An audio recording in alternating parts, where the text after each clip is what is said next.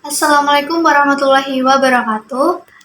Saya di sini akan mempresentasikan tugas dari Papa Hendra. Sebelumnya izin memperkenalkan diri. Saya Dasduningrum dengan NIM 2023161017.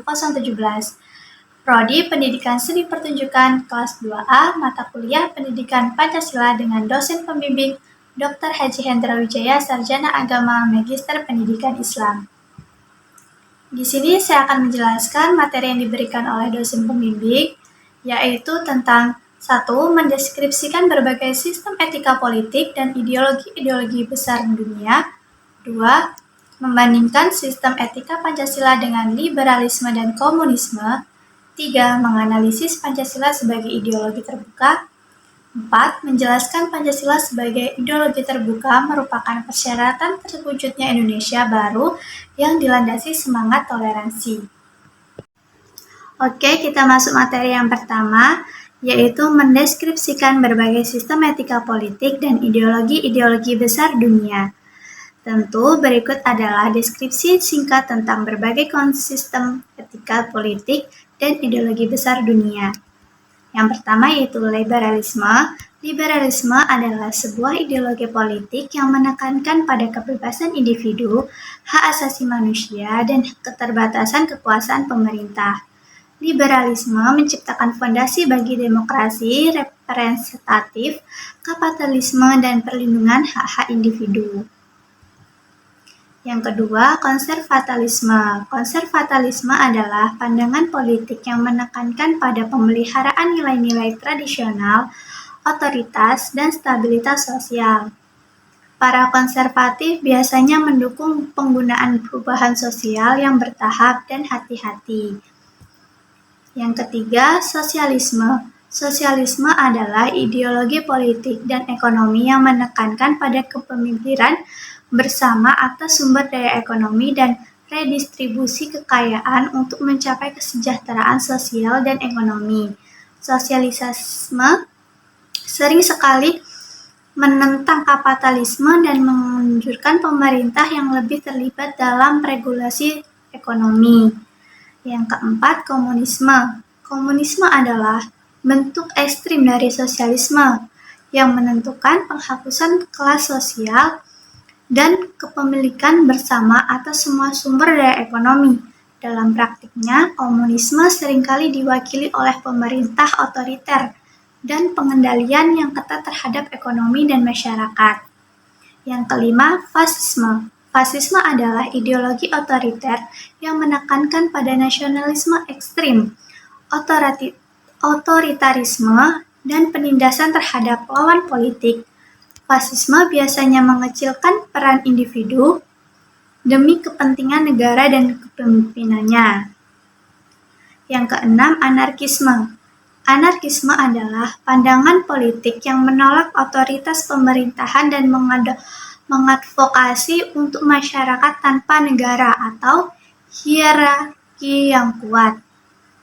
Anarkisme berpegang pada prinsip-prinsip kesetaraan, otonomi individu, dan sistem-sistem organisasi horizontal. Yang terakhir yaitu yang ketujuh, Islamisme.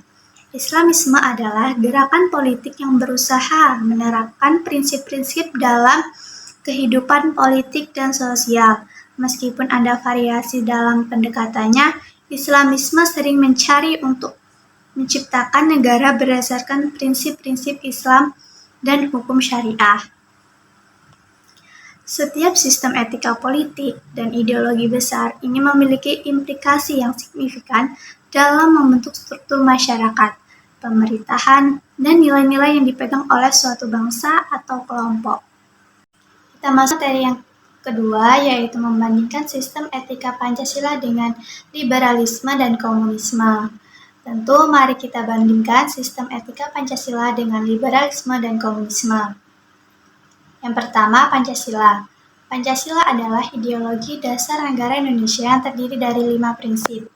Ketuhanan Yang Maha Esa, kemanusiaan yang adil beradab, persatuan Indonesia, kerakyatan yang dipimpin oleh hikmat kebijaksanaan dalam permusyawaratan perwakilan, dan keadilan sosial bagi seluruh rakyat Indonesia.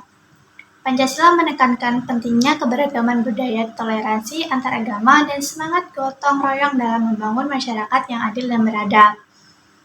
Yang kedua, liberalisme. Liberalisme menekankan pada kebebasan individu, hak asasi manusia, dan keterbatasan kekuasaan pemerintah.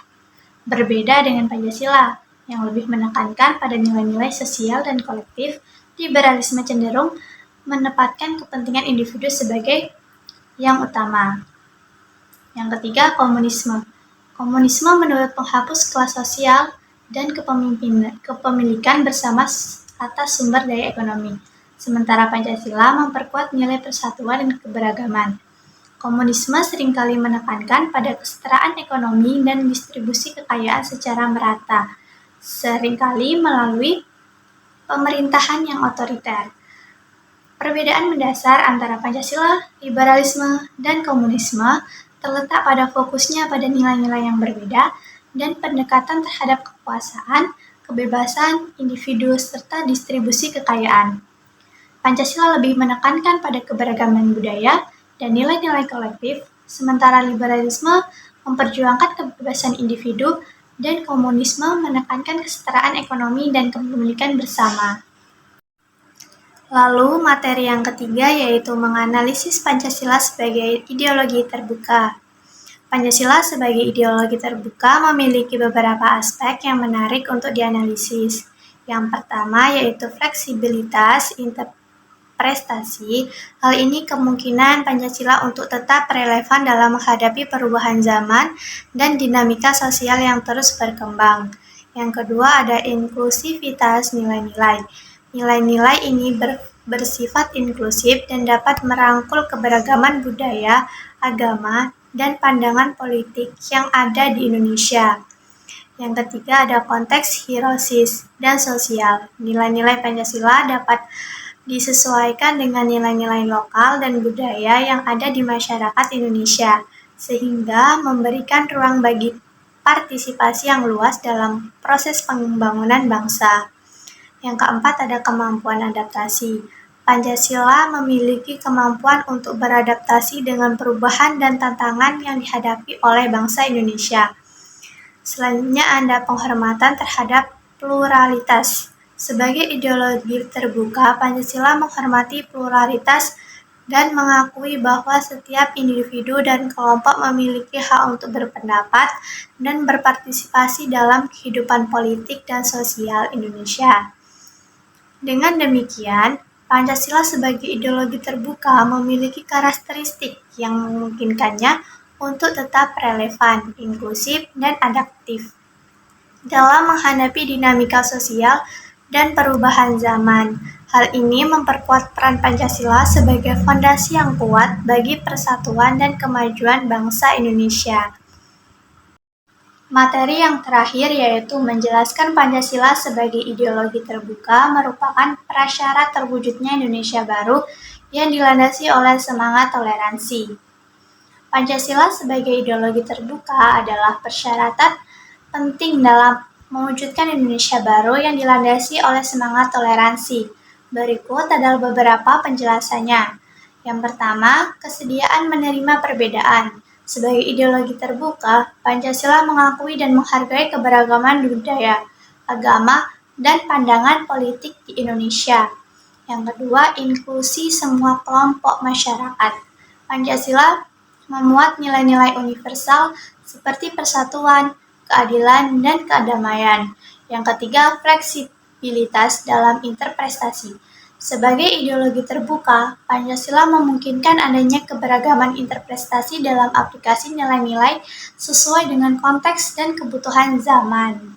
Yang keempat ada kedamaian dan keharmonisan. Dengan menjadikan toleransi sebagai landasan, Pancasila membawa masyarakat Indonesia menuju perdamaian dan keharmonisan antar berbagai kelompok. Yang kelima ada kemitraan dan kolaborasi. Pancasila sebagai ideologi terbuka mempromosikan kemitraan dan kolaborasi antar berbagai pihak dalam membangun Indonesia yang lebih baik. Dengan demikian, Pancasila sebagai ideologi terbuka merupakan prasyarat esensial dalam mewujudkan Indonesia baru yang dilandasi oleh semangat toleransi. Ini tidak hanya menciptakan fondasi yang kokoh bagi persatuan dan keberagaman, tetapi juga memperkuat identitas nasional yang inklusif dan harmonis. Sekian presentasi dari saya. Apabila salah kata, saya minta maaf dan terima kasih kepada dosen pembimbing yang telah memberikan materi. Semoga kita bisa mengerti dan paham oleh materi tersebut. Saya ucapkan wassalamualaikum warahmatullahi wabarakatuh.